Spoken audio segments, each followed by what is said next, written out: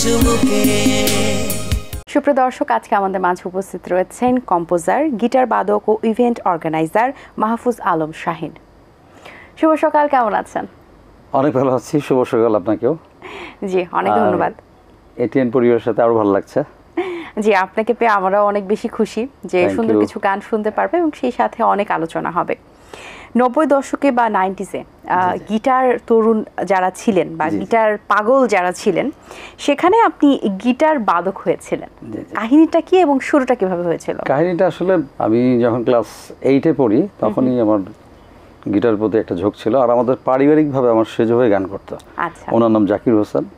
তো ভাইয়া যখন গান করতো তখন আমার ইমিডিয়েট বড় ওই ভাইয়া তবলা বাজাতো। তা আমি পাশে বসে থাকতাম, আমি কিছুই বাজাতে পারতাম না। তো তবলাটা মাঝে মধ্যে একটু টুকটুক করে বাজাতাম। তারপর এক বন্ধুর বাসায় গেলাম, গিটার দেখা। সেই গিটার আমি বললাম যে গিটারটা কীভাবে বাজায়। সেই গিটার দেখেই আমার সেই প্রথম অনুপ্রেরণা। তারপরে আমি একটা গিটার কিনলাম, কিনে আলতাফ মাহমুদ সঙ্গীত বিদ্যালয়ে আমি গিটার শুরু করলাম, শেখা শুরু করলাম। আসলে শখ থেকে নেশা, নেশা থেকে পেশা আর কি। তো যাই হোক, আচ্ছা, এই প্রথম গিটার 4 বছর কমপ্লিট করলাম। তারপর আমরা একটা ব্যান্ড করলাম। আমাদের ব্যান্ডের নাম কি ছিল? আমরা as the founder member this band Sterling. এবং আমাদের একটা গানও অ্যালবাম হিট করেছিল। আমরা প্রথম রেকর্ডিং যখন করি, আর তখনকার সময়গুলো একটু ডিফারেন্ট গিয়েছিল আসলে, সত্যি কথা। যখন ব্যান্ড করতাম, মনে করেন একটা প্রোগ্রাম আমরা অ্যারেঞ্জ করলাম, একটা করব, তখন আমাদেরকে ড্রামস অ্যারেঞ্জ করতে হতো, গিটার অ্যারেঞ্জ করতে হতো। তো এই দেখা গেল যখন শ্রুতি স্টুডিও থেকে অ্যাম্পলিফায়ার নিয়েছি, মোহাম্মদপুর থেকে সাউন্ড সিস্টেম নিয়েছি, এরকম করে তখন আসলে অনেক। আর তারুণ্যর যে প্রজন্মটা, মানে যে আমরা যে যখন ব্যান্ড করেছি, ওইটা তো বলা বাহুল্য। মানে আমরা খুব ক্রেজি ছিলাম আসলে মিউজিকের জন্য আর কি, প্রচণ্ড। আচ্ছা, 90 দশকের কোন স্মৃতিগুলো সবচেয়ে বেশি মনে পড়ে? স্মৃতি যদি বলেন, প্রথমেই বলবো যে আমরা যখন কনসার্ট করতাম, আমরা আর আমাদের প্র্যাকটিসে খুব ডেডিকেটেড। এবং আমরা এমন হয়েছে যে আমরা রোজার মাসেও আমরা প্র্যাকটিস করছি এরকম। এবং খুব যারা আমাদের সাথে আমার মেম্বারগুলো ছিল, যারা তারেক, তারপর আমাদের ভোকাল ছিল বামন ভাই, তারপরে উজ্জ্বল ছিল, ভাস্কর ছিল। ওইটা একটা তারুণ্যর। এবং মানে আমাদের সময়গুলো যে কীভাবে চলে যেত আমরা নিজেরও টের পারতাম না। 4 ঘন্টা 5 ঘন্টা প্র্যাকটিস করতাম আমরা। আচ্ছা, এবার আপনার একটি গান শুনতে চাই, কোন গানটি আমাদের শোনাবেন? আমি আমার ব্যান্ডের একটা গান করি। জি, আমাদের এই ব্যান্ডের এই গানটা এনামুল হক টিঙ্কু, ওর লেখা এবং সুর, এই আমার মনের বাগানে গানটা। আমি একটু চেষ্টা করতেছি। আমার মনের বাগানে কত ফুল ফুটেছিল, আজ সবই গেছে ঝরে, শুধু একটি গোলাপ রয়েছে, সে যে তুমি, যে আমার ভালোবাসা, সে যে তুমি, যে আমার সুখের আশা। আমার মনের বাগানে কত ফুল ফুটেছিল, আজ সবই গেছে ঝরে, শুধু একটি গোলাপ রয়েছে, সে যে তুমি, যে আমার ভালোবাসা, সে যে তুমি, যে আমার সুখের ছোঁয়া। বাহ, চমৎকার, অসংখ্য ধন্যবাদ আপনাকে। 90 দশকে ব্যান্ডের যে একটা চাহিদা ছিল কিংবা জনপ্রিয়তা ছিল, সেটি কিন্তু এখন আর নেই। তার পেছনে কারণ কি আছে বলে? কারণ আমি যেটা আমরা আসলে এখন ভার্চুয়াল আসলে চলছি আর কি, ভার্চুয়াল। 90-এর কারণ হলো 90 তখনকার ব্যান্ডের তো একটা জোয়ার ছিল তখন। আসলে তখন টিম ওয়ার্ক কাজ হতো। আমরা যখন কাজ করতাম, গান করতাম, একটা গানের পিছনে আলাদা টিউন করা হতো, সবাই মিলে সম্মিলিত একটা কাজ হতো। আর এখন আমি যেটা বলবো, মানে এখন গান বাজানো হয়ে গেছে মেশিন সং যেটাকে বলে। মানে একজন কম্পোজার, উনি কিবোর্ড বাজাচ্ছে, উনি সব কিছু করতেছে, আর টিম ওয়ার্কটা নেই। It is very important. তখন আপনি দেখেন মাইলসের অন্য ব্যান্ডের যে গানগুলো এখন এত হিট, ওই পুরোনো গান দিয়ে কিন্তু এখন চলছে, নতুন গান কিন্তু এখনও অনেক ভালো ভালো ব্যান্ড ফর্ম হচ্ছে, গান করতেছে। যেমন অনেক ব্যান্ডই এখন অনেক গান হিট করতেছে। তবে খুবই ইম্পর্টেন্ট হলো যে এখনকার ব্যান্ডের সব গান হচ্ছে না। আর আমার মনে হয় একটু অস্থিরতাটা একটু বেশি আর কি আমাদের আচ্ছা। গান কম্পোজিশনের ক্ষেত্রে অনেক ধৈর্য। যেমন ধরুন যে কথা লিখতেছে, যে টিউন করতেছে, যে কম্পোজার যারা বাজাবে, সবাই মিলে যদি একটা সমন্বয় হয়, ডিফারেন্ট কিন্তু একটা কিছু হয়। এখন মনে করেন যে এখন প্রযুক্তির এমন একটা অবস্থা, আপনি ইচ্ছে করলেই টাকা দিয়ে আপনি বিভিন্ন সফটওয়্যার, বিভিন্ন মিউজিক একদম রেডিমেড পাওয়া যায়।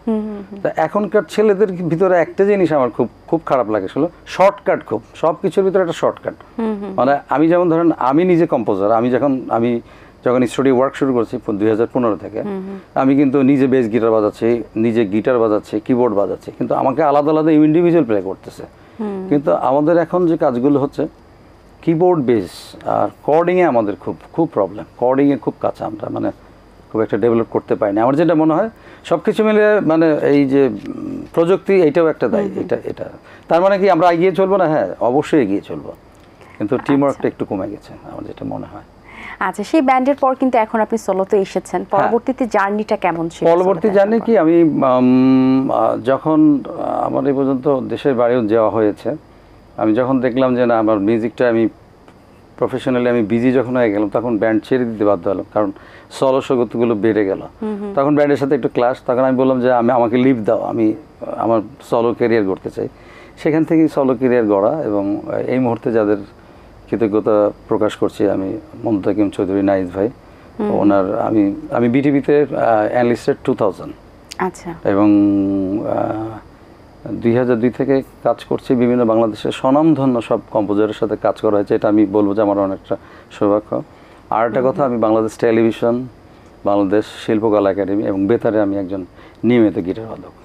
আচ্ছা, আপনি সেই সাথে ইভেন্টেও আছেন, আমার একটা ফার্ম আছে, সেটা 2010-এ করেছি। আমি দেশের বাইরে গিয়েছিলাম ইকেতে, ওখান থেকে এসে ফার্মটা করি।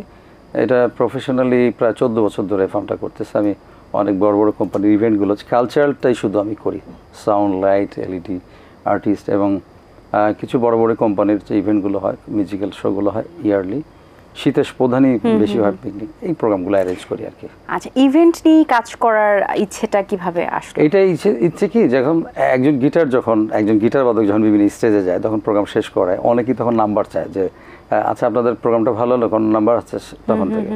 আর আমাদের দেশে আসলে আমার একটা এই ইভেন্টের অর্গানের যখন করলাম, একটা মজার অভিজ্ঞতা আছে। সেটা আমি যখন রিনাউন্ড আর্টিস্টদের সাথে কন্ট্যাক্ট করতে যাই, আমি যখন কন্ট্যাক্ট সাইন করতে দিই, তখন হঠাৎ করে খুব সিনিয়র একজন, এইটা কী রে, এটা কী দিলি, এটা কি কোথায় সাইন করবি, তুই আবার আমার ঘর বাড়ি লিখে নিচ্ছিস না? তো আমি না আপা, আমি যে একটা অফিসিয়াল ওয়ার্ক করতেছি, এই অফিসিয়াল ওয়ার্কের এইটা জাস্ট একটাই। তো এই জিনিসটা যে অন্যান্য দেশে যেমন মানে যত ইউজ টু আমাদের দেশের শিল্পীরা, তো এখন সব কিছু অনেক বড় বড় কোম্পানি হয়েছে, এখন খুব অর্গানাইজ এখন সব কিছু। আপনার কণ্ঠে আরেকটি গান শুনতে চাই, তারপর আবার বাকি। আমি আজম খান আমাদের ব্যান্ডের গুরু, এবং আমাদের যখন গিটার শেখা হয় তখন ওনার গান দিয়ে শুরু। তা আমি আজম খান আমাদের গুরুর একটা গান আমি শোনাবো। এই গানটা খুব ফেমাস, সারা রাত জেগে জেগে। সারা রাত জেগে জেগে কত কথা আমি ভাবি, আপনি কেন বোঝে না, তাই আসে না। সারা রাত জেগে জেগে কত কথা আমি ভাবি, আপনি কেন বোঝে না, তাই আসে না। আপনি কেন বোঝে না, তাই আসে না। বাহ, অসাধারণ, অসংখ্য ধন্যবাদ। Thank you. সুন্দর একটি গান শুনিয়েছেন, এবং আপনি গিটার তো অসাধারণ বাজান, এটা আর বলার বাহুল্য রাখে না।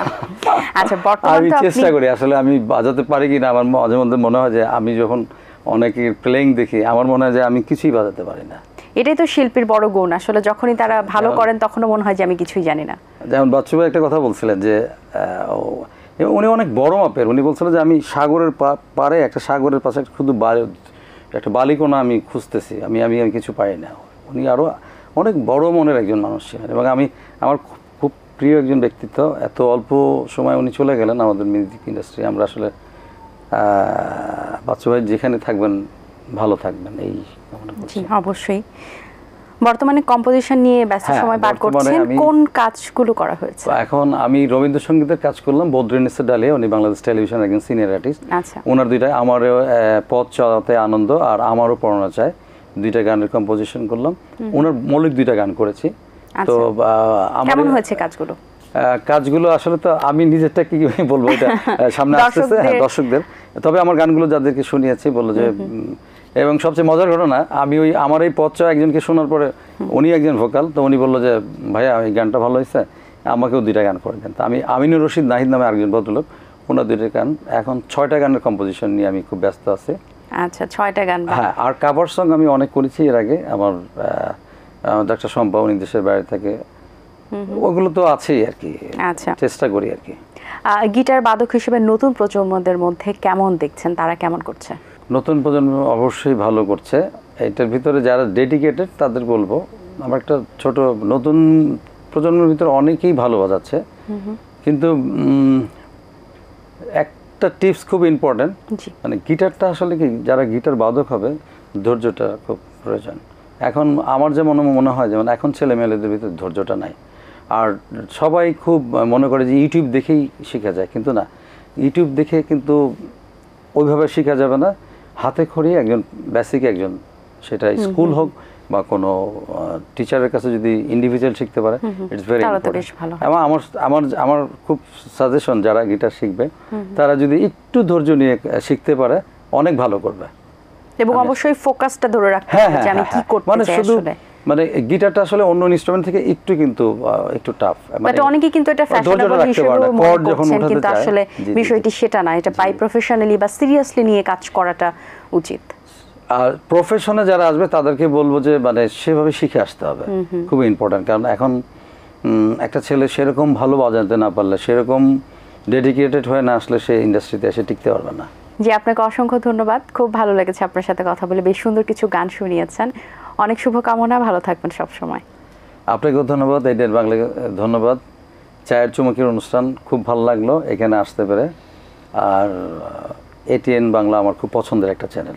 দর্শক, আশা করছি আজকের আয়োজন আপনাদের ভালো লেগেছে। আজ এই পর্যন্ত, আপনাদের সঙ্গে দেখা হবে আগামী পর্বে নতুন কারো সঙ্গে। সেই পর্যন্ত ভালো থাকুন, সুস্থ থাকুন এবং এটিএন বাংলার সাথেই থাকুন। আল্লাহ হাফেজ।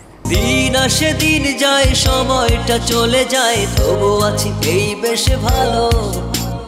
জীবনটা রঙময়, যেভাবেই হওয়া চাই, নয় কবু সাদা কালো। এই আশাতে স্বপ্ন ভাসে, সুখ হাসে চোখে মুখে, চায়ের চুমুকে।